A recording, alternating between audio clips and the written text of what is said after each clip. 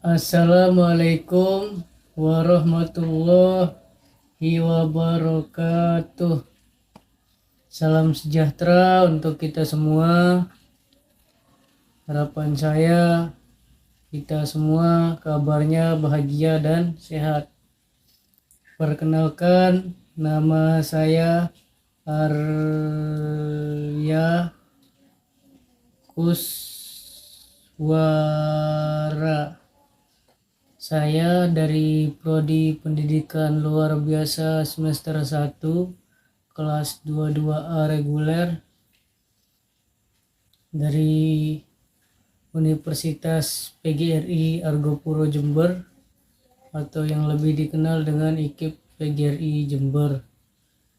Sebelumnya saya ucapkan terima kasih kepada Bunda Sugihartati SPD MPD yang telah membimbing kami dan saya khususnya dalam pelajaran atau mata kuliah tunalaras.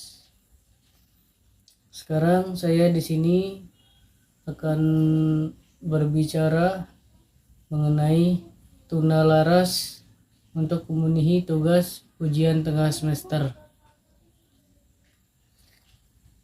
Tunalaras itu sendiri adalah salah satu bentuk hambatan emosional dan sosial gitu. Kan di PLB atau jenis-jenis ABK itu, di PLB ya yang kita pelajari itu berbagai macam jenis ketunaan. Ada sensori, ada fisik, ada intelektual, emosional dan sosial. Nah, itu yang 5 itu. Nah, sekarang di sini saya akan bahas tunalaras sesuai yang ditugaskan oleh Bunda Sugihartati. Menurut Somantri tahun 2007, tunalaras adalah seseorang yang mengalami gangguan emosi dan kelainan perilaku sehingga tidak dapat menyesuaikan diri dengan lingkungan keluarga, sekolah, dan masyarakat.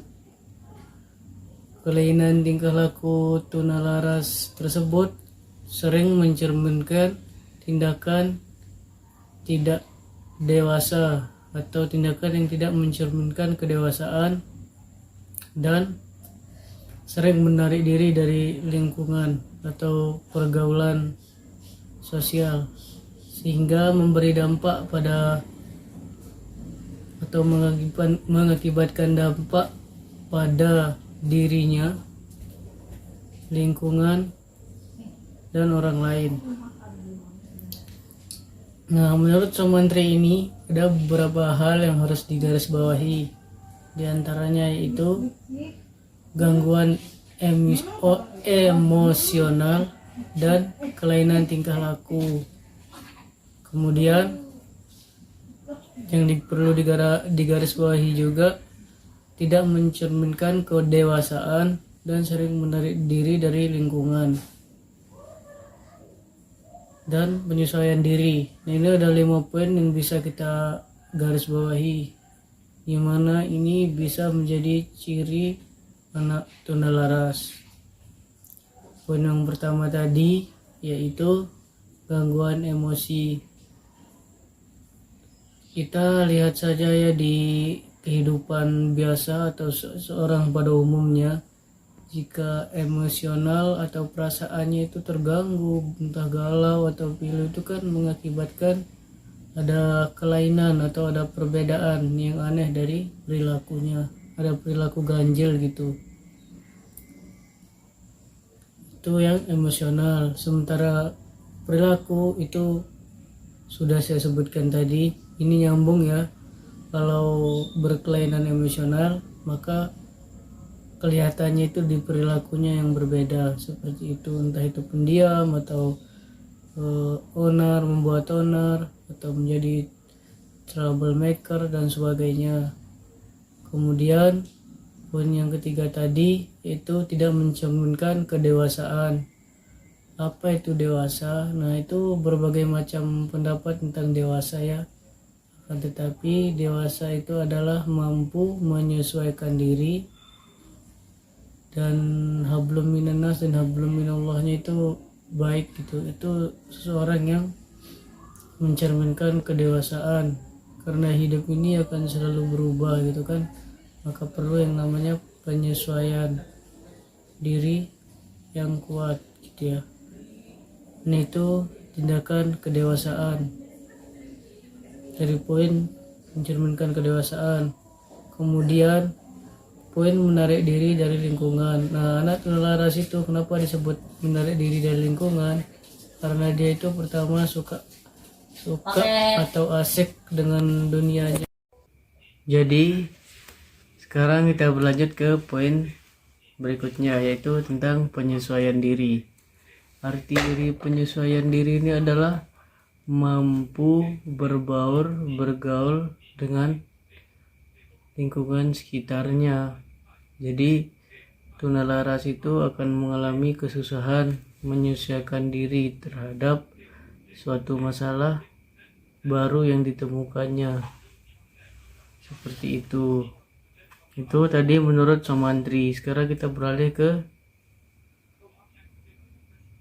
menurut Wardani 2007. Anak tunalaras adalah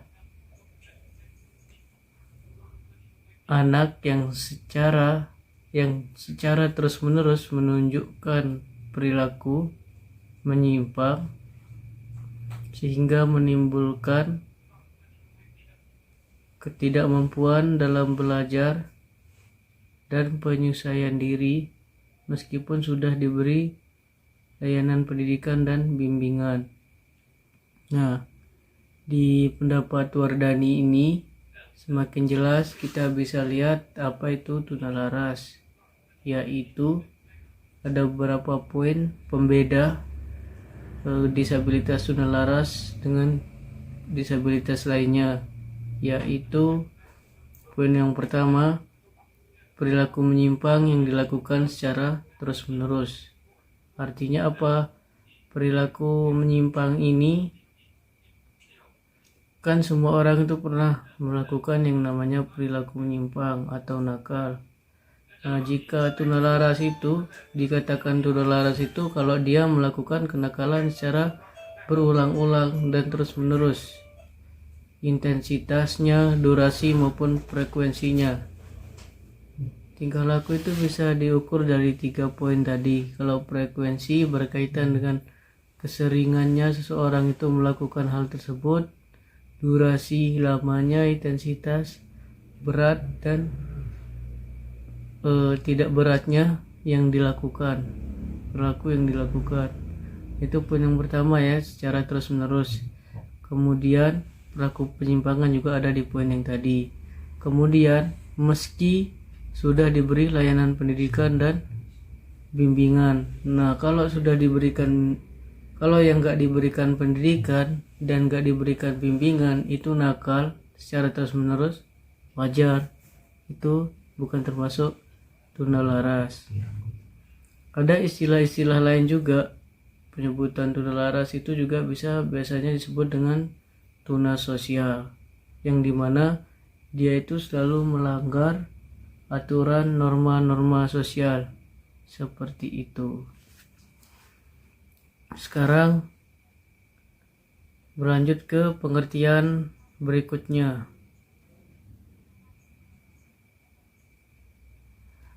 Jadi tunalaras itu juga memiliki berbagai macam istilah, yaitu emotional disturbance dan behavior disorder, yaitu gangguan perilaku dan emosi, seperti itu. Nah, sedangkan menurut Kawasaki,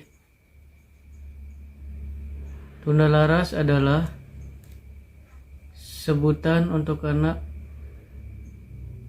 yang terindikasi memiliki gangguan dalam emosi dan perilaku yang disebabkan oleh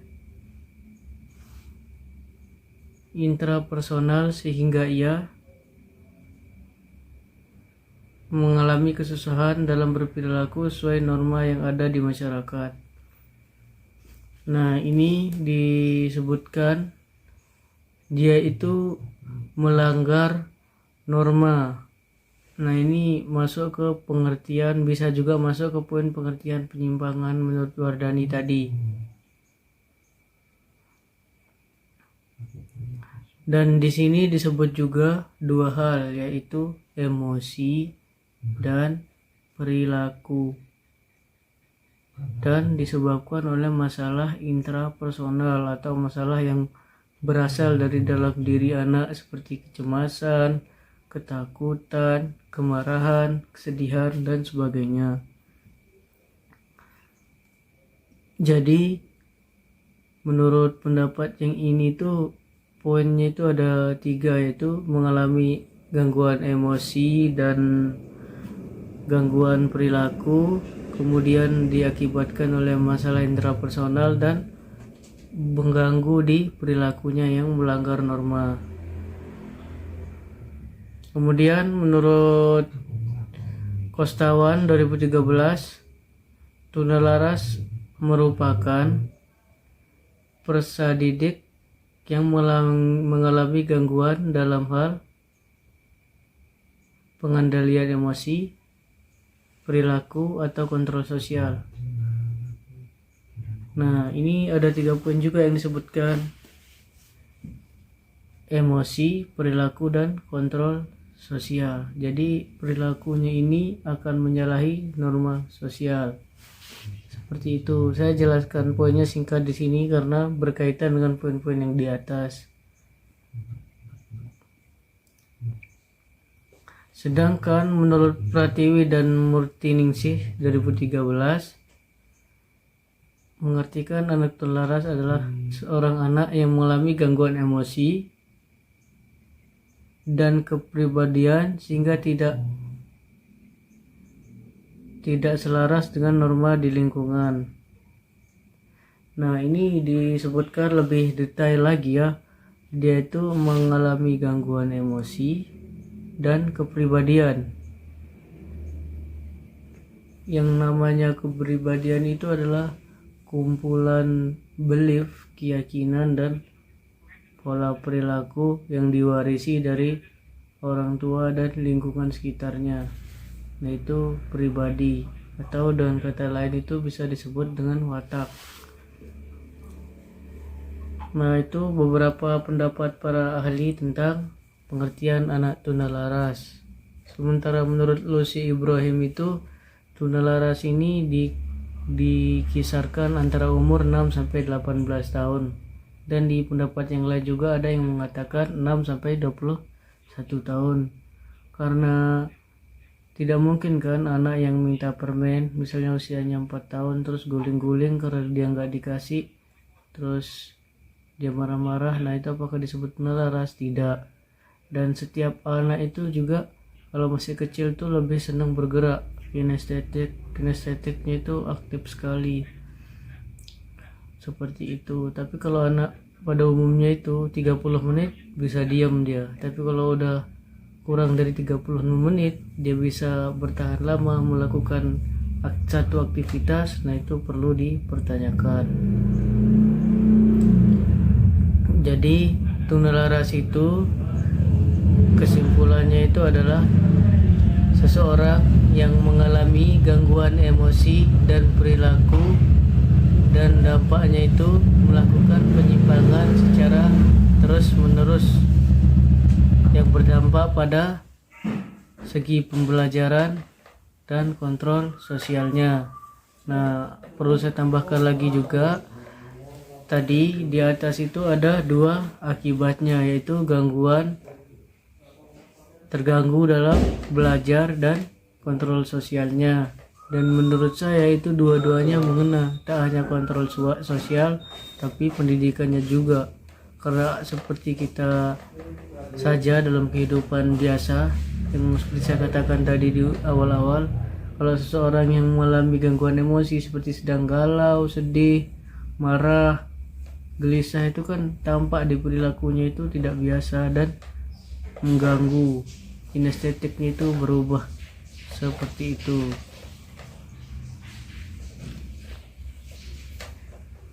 Sekarang kita beralih ke penyebab tunalaras. Yang namanya penyebab itu adalah sesuatu yang menyebabkan hal itu bisa terjadi. Itu yang disebut dengan penyebab.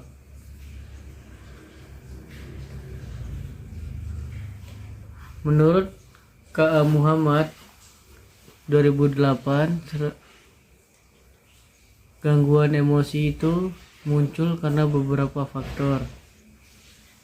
Aspek keluarga dan suasana di rumah. Nah, aspek keluarga dan suasana di rumah ini isinya diantaranya orang tua bercerai, orang tua terlalu sibuk sehingga mengabaikan anaknya, kemiskinan yang menyebabkan kebutuhan primer tidak dapat dipenuhi, dan menjadikan anak rendah diri dan tidak percaya diri. Nah, kalau yang poin C kan sudah dijelaskan detail ini. Kalau kemiskinan itu kok kenapa bisa menyebabkan tunalaras? Karena anak itu bisa merasa rendah diri. Rendah diri ini akan bisa mengakibatkan, jika diulang-ulang terus rasa rendah dirinya, itu akan mengakibatkan belief atau suatu pola habit gitu ya, yang terdapat dalam jiwa itu atau pribadi itu menjadi tidak seperti biasa, jadi ada gangguannya. Kemudian kalau anak bercerai, kalau ditinggal kalau orang tua bercerai dan orang tua disibukkan oleh pekerjaan, itu inti poinnya sama, itu karena kurangnya sosial atau komunikasi antara orang tua dan anak. Yang namanya komunikasi itu tetap harus dilakukan seperti itu. Nah, kemudian aspek pergaulan dan suasana di sekolah. Tidak suka bergaul dengan teman-teman, A-nya. B, sering diajak karena kekurangan yang ada pada temannya. Kok bisa begitu? Nah, poin yang A kan tidak suka bergaul. Apa sebabnya? Pertama, seperti yang dijelaskan pengertiannya tadi, itu anak tunalaras itu kinestetisnya itu sangat aktif, di mana kinestetik itu tidak akan bergerak apabila didahului oleh pikiran. Jadinya pikiran yang tidak konsentrasi gitu ya, kemana-mana. Mirip seperti anak ADHD tapi cuman bukan sama gitu ya. Nah, karena dia tidak bisa konsentrasi, jadi dia tuh selalu bergerak dan mengusili temannya seperti itu. Santoso Nah, kalau sering diajak kekurangan sama temannya ini juga poinnya sama, yaitu karena dia merasa rendah diri. Lanjut ke menurut Santoso 2012, penyebab tunalaras itu ada beberapa hal dapat disimpulkan. Diantaranya adalah adanya tekanan-tekanan yang terjadi di masyarakat terhadap anak dan tidak berhasilnya anak, pergaulan dalam lingkungannya, dan seringkali menjadi penyebab perilaku-perilaku yang menyimpang. Dan juga dapat terjadi anak itu kurang memahami aturan yang ada di masyarakat.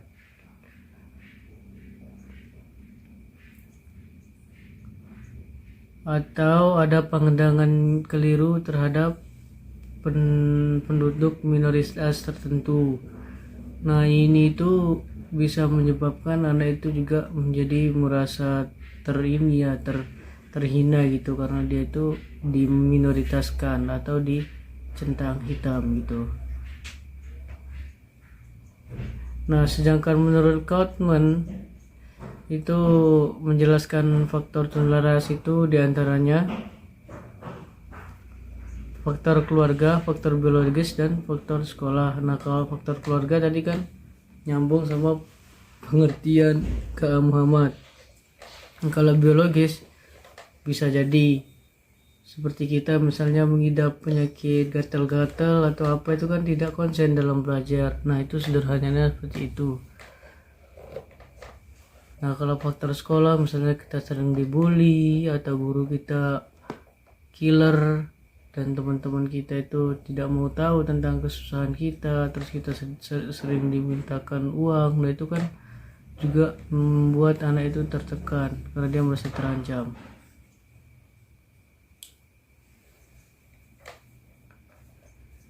Sekarang kita beralih ke materi tunalaras tentang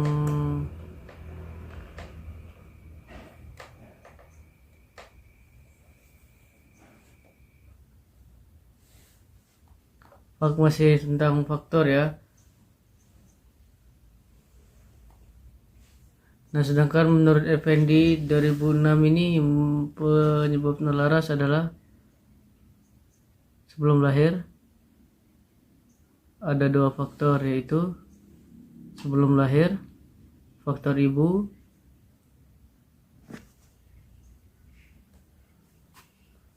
faktor keturunan, saat lahir ini prenatal postnatal ya. Ini juga bisa disebabkan oleh 2 faktor, faktor ibu, faktor bayi. Setelah kelahiran tergantung lingkungannya ya, mencakup lingkungan keluarga, lingkungan sekolah, lingkungan masyarakat, itu bisa mengakibatkan anak menjadi tunalaras. Nah, bagaimana kok ini penjelasannya ya, yang poin ini karena ini sedikit tabu gitu. Beberapa contoh lingkungan keluarga yang tidak menguntungkan antara lain disorganisasi rumah, sering cekcok,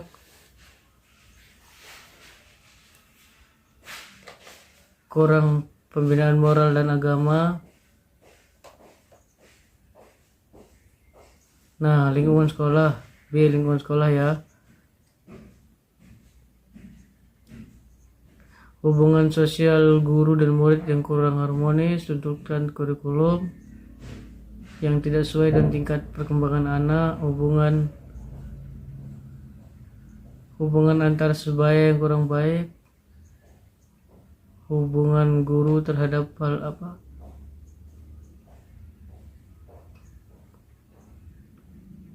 kurangnya perhatian guru terhadap hal-hal positif dan konstruktif. Nah, kalau lingkungan masyarakat yang bisa menyebabkan anak jadi tunalaras adalah kurangnya sosialisasi yang tepat, adanya kekerasan di masyarakat,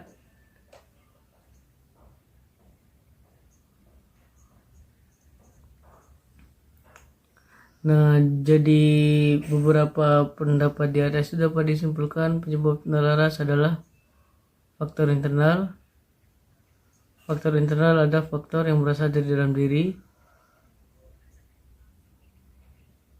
Nah, ini meliputi faktor genetik, faktor fisik, dan faktor psikologis. Nah, kemudian faktor eksternal.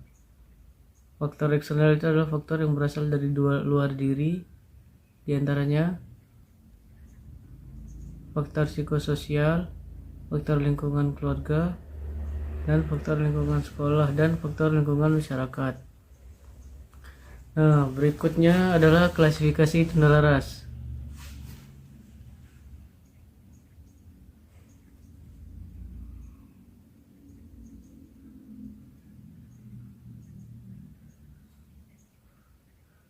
Jika ditinjau dari segi gangguan dan berat ringannya kenakalan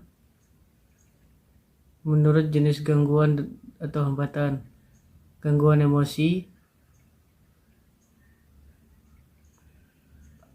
Anak tunalaras yang terganggu emosinya itu terwujud dengan senang sedih, lambat, cepat marah. Gangguan sosial, anak ini merasa sosial kurang senang menghadapi pergaulan dan tidak dapat menyelesaikan diri.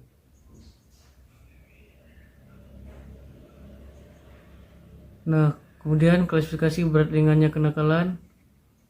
Ada beberapa kriteria yang dapat dijadikan pedoman untuk menetapkan berat ringan. Kriteria itu adalah besar kecilnya gangguan emosi, frekuensi tindakan atau keseringan, berat ringannya pelanggaran yang dilakukan, di tempat situasi kenakalan yang dilakukan. Mudah sukarnya dipengaruhi untuk bertingkah laku baik.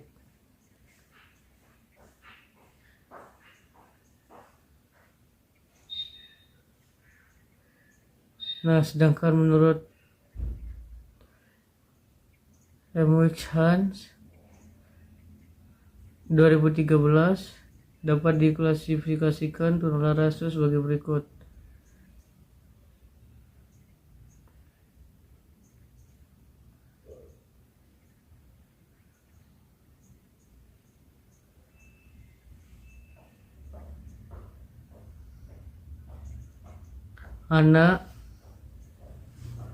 Anak yang mengalami kesusahan dalam menyesuaikan diri dengan lingkungannya disebut the semi-socialized. Anak yang dalam kelompok ini dapat mengadakan hubungan sosial masih tapi terbatas di lingkungan tertentu. Kemudian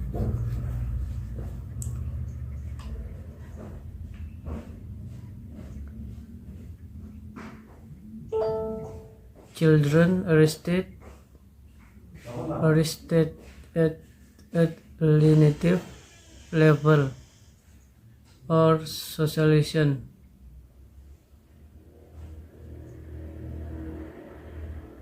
Nah, ini sosial anak ini berhenti pada tingkat yang rendah sehingga cenderung dikuasai oleh dorongan nafsu saja.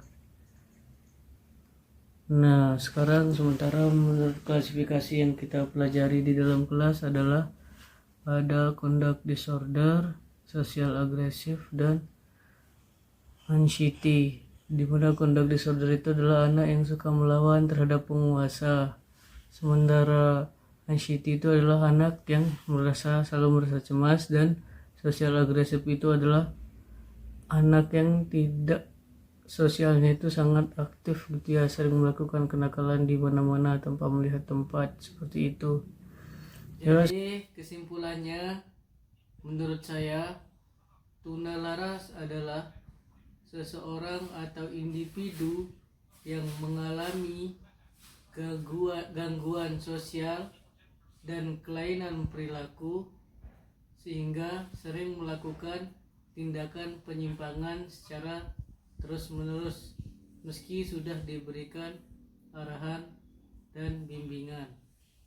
Nah, itu menurut saya. Sementara faktor tunalaras itu sangat beragam dan semuanya itu dirangkum menjadi dua, yaitu internal dan eksternal, melalui dalam diri dan luar diri. Dan perlu kita garis bawahi, ada kemiripan ketunaan antara tunalaras, ADHD, autis, dan berkesulitan belajar. Apa tempat persamaannya? Yaitu mereka ini sama-sama tidak bisa mengkonsentrasikan pikirannya itu pada satu titik fokus. Baik tunalaras, ADHD, ADHD, autis, dan berkesulitan belajar. Akan tetapi kalau kesulitan belajar itu tidak diiringi oleh tindakan yang begitu aktif. Sementara kalau autis itu tipenya juga dua, ada yang aktif dan tidak aktif. Akan tetapi pembedaannya itu, kalau autis itu segala stimulan itu atau stimulus itu, maaf ya bukan stimulan, stimulus itu direspon gitu ya. Begitu juga dengan yang ADHD, yaitu segala stimulus juga direspon, cepat teralihkan, cepat fokus dan teralihkan gitu ya ADHD. Perbedaannya itu tuna laras ini melakukan tindakan penyimpangan yang secara terus menerus seperti itu. Sementara klasifikasi tuna laras itu banyak sekali. Yang diambil di kelas itu ada 3 ya, conduct disorder, anxiety, dan social aggressive.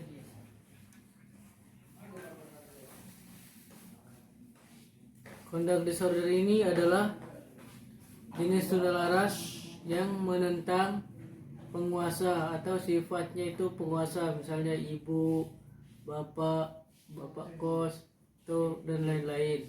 Sementara yang sosial agresif ini dia itu seperti anak ADHD ya, pengen selalu aktif dan mengganggu orang. Nah kalau yang anxiety itu lemah, cemas gitu ya, artinya lemah itu kecemasannya itu membuatnya itu menjadi lemah, sehingga terkadang dia itu keluar atau dilampiaskan dengan tindakan penyimpangan atau ke dalam. Dia itu akan mengalami kesakitan di bagian tubuh tertentu. Itu yang biasa disebut dengan psikosomatik dalam istilah dunia psikologi.